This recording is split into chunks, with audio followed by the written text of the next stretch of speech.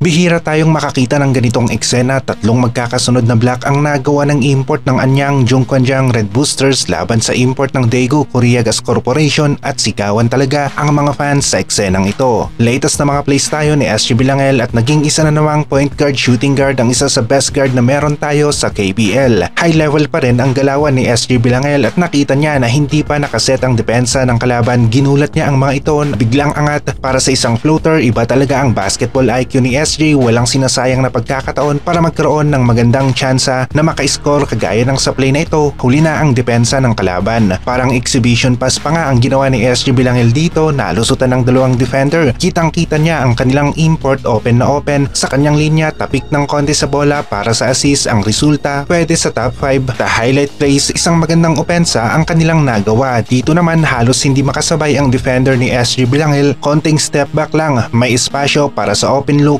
tira ni SJ pumasok. Napaka-consistent nga ni SG Bilangel dito sa KBL, isa sa Asian quarter players o import na magtatagal sa liga dahil sa ganda ng laro na kanyang ipinapakita. Bilis ng pag-ikot ni SG Bilangel, ginamit na screen ng kanyang kakampi kalabang defender na iwanan ni SJ. Tumira ng tres, pasok na naman ang tira ni SG Bilangel sa play na ito. Kung matatandaan rin natin, siya ang tumira noon ng winning shot laban sa team ng Socor, kaya hindi nga rin makakalimutan ng mga Pinoy basketball fans ang kakayahan ni SG bilang isang guard. Talagang solid na laro ang kaya niyang maibigay sa isang team. Parang mata ng sniper nga rin ang mata ni SJ, lusot ang kanyang bounce pass sa dalawang defender, napunta ang bola sa open na open niyang kakampi, kaya naman easy 2 points na naman ang nagawa ng Korea Gas Corporation sa play na ito. Maganda ang pasahan ng Korea Gas players dito, nahanap ang tamang player nila, suwabe ang tira sa 3-point area. Hindi nga talaga may pagkakaila na maganda ang shooting ni SG Bilangel sa 3-point area, ganito nga rin ang ginawa niya noon para sa Gilas team. At kung sa guards ang usapan, maraming mga Pinoy basketball players ang kayang makipagsabayan sa high level na laruan ng basketball. SG Bilangel isa sa top guards na meron tayo at hindi mawawala ang kontribusyon na nagawa niya para sa Gilas team noon. SG Bilangel papalapit naman sa basket, kick out pass sa open niyang kakampi sa 3-point area, isa na ng mga magandang play ang nagawa nila dito. Malaki-laki ang naging ambag ni SG Bilangel sa game na ito at yung 5 assists nga rin mahigit sa 10 points dahil yung ilang kakampi niya sa 3-point area nagpakawala ng tira. Last 23 seconds, binigyan ng foul si SG ng kalaban, sa free throw line ngayon titira itong si SG Bilangel at kanyang dalawang free throws pumasok. 83-80 na ang score. May pag-asa pa ang kalaban na makatabla, pero yun nga lang, Kogas Pegasus nagawang madipensahang maayos ang tira ng Anyang sa 3-point area at tuluyan na ngang naubos ang oras sa 4th quarter. 13 points, 3 rebounds, 5 assists at 1 block ang nagawa ni SJ at may kataasan nga rin yung assist na kanyang nagawa sa game na ito. Isa sa SG Bilangel sa pinaka-consistent nga rin na Asian quarter player ng KBL o yung Asian import, at nakikita natin na magtatagal si SG Bilangel sa ligang ito dahil sa galing na kanyang ipinapakita. Isang guard na nasa high level talaga ang galawan o laro. Panalo ang team ni SJ laban sa team ng Anyang Jungkwanjang Red Boosters at bukas naman ay makakalaban nila ang team ng Sono Sky Gunners, at ang team ng Sono Sky Gunners ang may balak nga na kumuha dito kay Kevin Kiambao sa kanilang team.